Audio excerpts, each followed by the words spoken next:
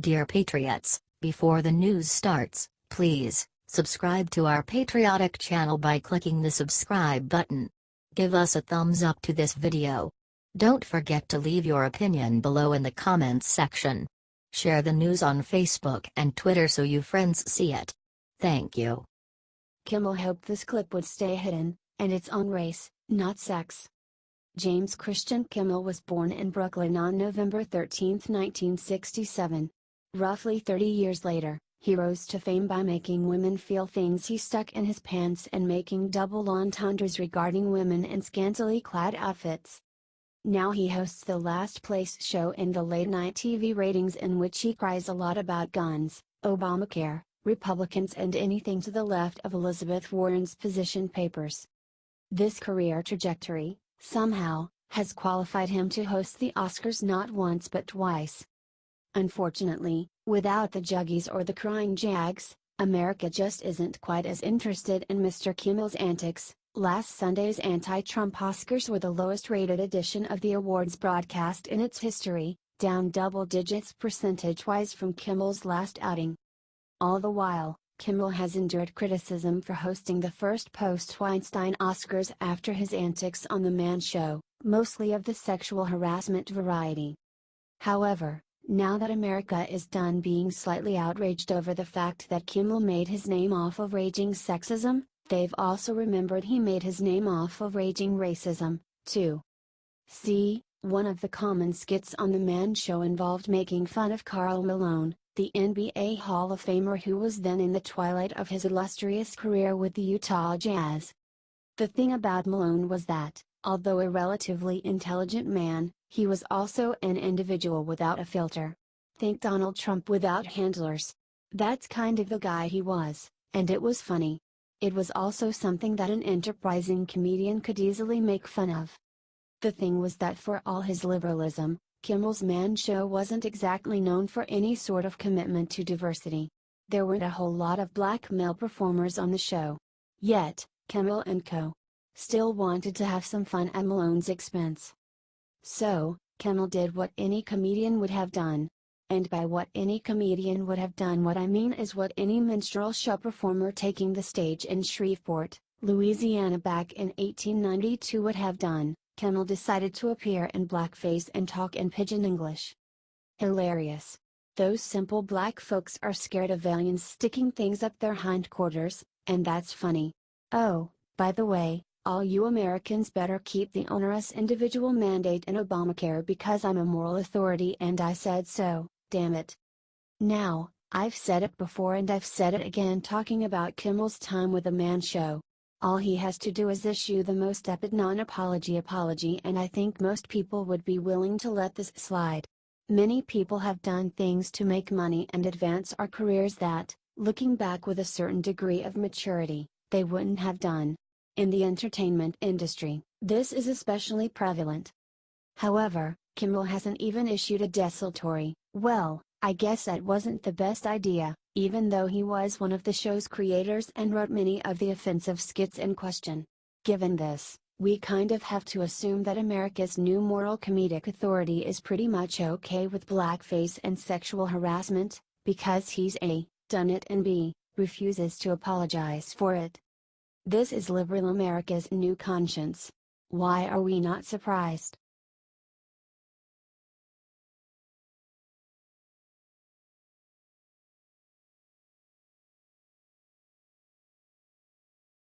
Joy Behar and The View don't mind losing Christian viewers, so stop watching. Shareholders of the parent's company to ABC and The View are now demanding action from CEO Bob Iger after Joy Behar has skipped punishment for making nasty comments about Christians while appearing on her panel talk show. While Joy has been specifically attacking Christians, the overlap between the two groups includes a great deal of scripture and belief. Attacking certain Christian beliefs also attacks Jews and even Muslims if you apply her comments on Jesus to the prophets. We first reported last month that Joy Behar, on a February 13, 2018 episode of The View, described talking to Jesus as a part of mental illness. It's one thing to talk to Jesus, another thing when Jesus talks back to you. The comments studded a series of insults against Vice President Mike Pence, who has been very open with his beliefs. Later, Pence responded to Joy's comments. "I'd like to laugh about it, but I really can't It's an insult, not to me, but to the vast majority of American people who, like me, cherish their faith. It demonstrates how out of touch some in the mainstream media are with the faith and values of the American people." ABC is doing nothing. According to one source at ABC willing to speak across the aisle to Fox, ABC is doing absolutely nothing about this. During a meeting with shareholders, Disney boss and emperor of ABC Bob Iger had to defend himself for not forcing his employee to apologize for her nasty comments. In response to the demands, Iger said at a shareholder meeting that Beher had already apologized directly to Pence. According to reports, Iger was irritated and dismissive of the shareholder and cut him off during their exchange. Producers in the wings shut down Meghan. Generally, we can look forward to Meghan McCain putting up a reasonable defense of conservative and religious values, even if she goes a bit too far protecting her dearest daddy from that big meanie Trump. A few weeks ago, Whoopi took over the conversation when Meghan McCain let the comments go for a few days and decided to say her piece. "I've had a very hard time over the last 2 days with this. I think we are living in an incredibly divisive time right now.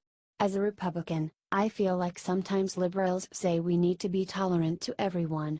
Except pro-lifers, except Trump supporters, except gun owners, except for everyone in the red in the middle of the country."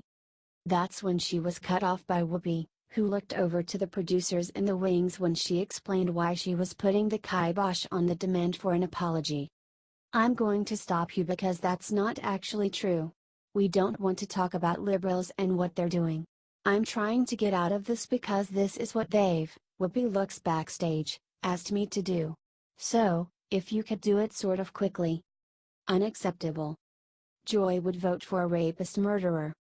In 2016, 1 month before the election of Donald J. Trump, the left-wing media were in full meltdown mode and Joy Behar took to The View to defend that liberals would always vote for men including Bill Clinton and Ted Kennedy. Their past doesn't matter, but their politics do.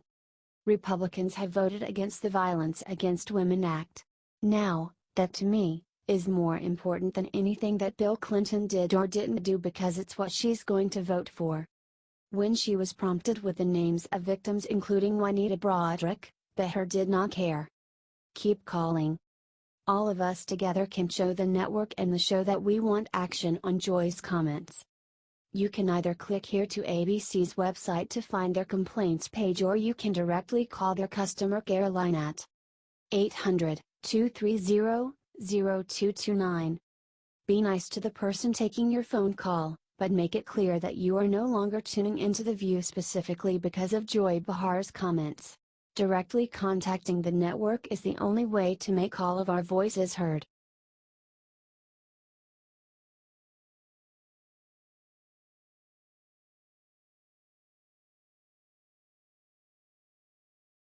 Mueller corruption scandal breaks wide open, look what crime he buried for Obama. News has been breaking of Russia-connected corruption within the U.S. government.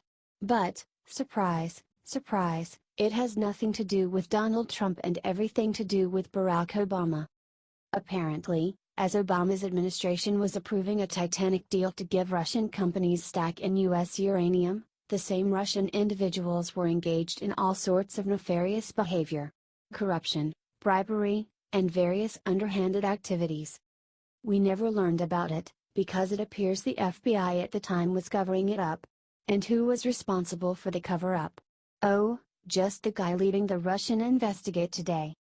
Robert Mueller, who is the special counsel in charge of the Russia investigation, oversaw the FBI when the agency allegedly hid evidence it had collected that shows that Russian officials were engaged in a bribery scheme aimed at growing their atomic energy business inside the United States.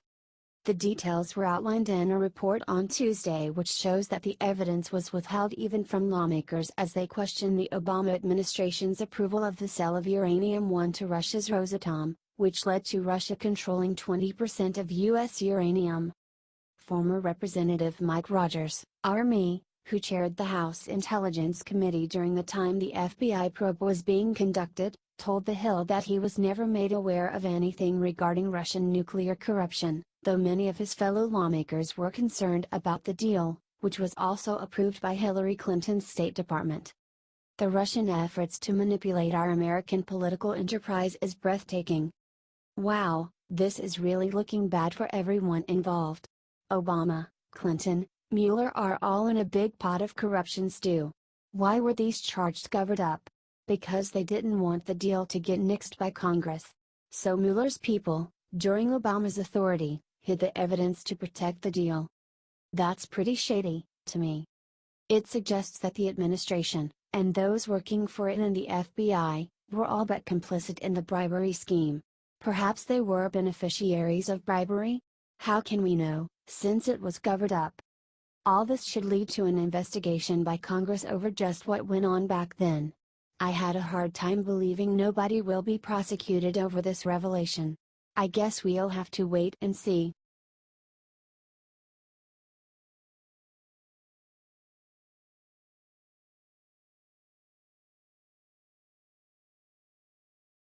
City with highest per capita murder rate starts defense fund for illegal aliens. Less than a year after Baltimore prosecutors ordered staff not to charge illegal immigrants with minor, nonviolent crimes because it could get the offenders deported, Maryland's largest city will hire immigration attorneys to help those facing removal. It's important to note that Baltimore has the nation's highest per capita homicide rate and has been coined the deadliest big city in the United States by a mainstream newspaper. Nevertheless, a city panel approved spending $200,000 this month to pay for lawyers to represent illegal aliens with deportation orders. Baltimore Mayor Catherine Pugh says in a local news report that the goal is for everyone to get due process.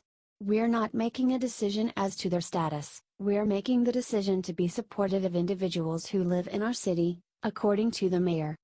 Unlike the criminal justice system, in immigration court the government doesn't offer free lawyers to those who can't afford them. This means that illegal aliens who don't have the money to pay for one must represent themselves in legal proceedings or rely on volunteer attorneys or paralegals provided by immigrant rights groups.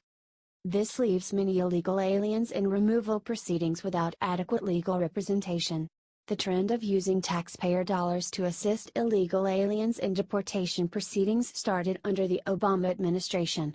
In 2015, the former president allocated $2 million to hire attorneys to represent the influx of illegal alien minors in federal immigration proceedings. The money flowed through a special program, Justice AmeriCorps, launched by the Department of Justice, DOJ, Executive Office for Immigration Review, EOR. In response to the Trump administration's immigration enforcement policies, American sanctuary cities took matters into their own hands by creating local funds to help illegal aliens facing deportation. Chicago's City Council led the way by approving a $1.3 million legal defense fund, and the City of Los Angeles followed with a $10 million fund to help illegal immigrants dodge justice. Shortly after the city announced its special immigrant legal project, the Los Angeles County Board of Supervisors offered to kick in another $3 million to provide more lawyers. The only LA County supervisor who voted against the fund said it's irresponsible to allocate taxpayer money for such a program. In the city's case, the city attorney, whose office prosecutes crimes and represents LA in litigation, said the money will ensure that there is more fairness and more effectiveness in the immigration system, which, of course, is a federal and not a state matter. Baltimore took it a step further by also creating a policy to go easy on alien criminals in state cases to avert collateral immigration consequences. An internal memo issued by Baltimore's chief deputy state's attorney in mid-2017 instructs prosecutors to think twice before charging illegal immigrants with minor, nonviolent crimes. The chief deputy, Michael Satsow, writes in the memo that the Trump administration's deportation efforts have increased the potential collateral consequences to certain immigrants of minor, nonviolent criminal conduct. Satsow was second in command to Baltimore's top prosecutor, Marilyn Mosby, and oversees major crimes at the state agency. In considering the appropriate disposition of a minor, nonviolent criminal case, Please be certain to consider those potential consequences to the victim, witnesses, and the defendant, Satsell wrote to his staff. Besides Baltimore, 2 Maryland counties, Montgomery and Prince George's, offer illegal immigrants sanctuary. When the Trump administration announced it would enforce immigration laws, Baltimore Mayor Pugh reiterated that police and other public agencies in her city never ask about immigration status. "We are a welcoming city," the mayor said in a local news report. "We want everyone here. We want to be able to provide opportunities and jobs and careers for folks. That's where we are in Baltimore." This year Maryland legislators tried to pass a measure to make the state an official illegal alien sanctuary, but the bill, known as the Trust Act, hit a roadblock in a Senate committee after passing in the House of Delegates, and the governor has vowed to veto it even if it survives.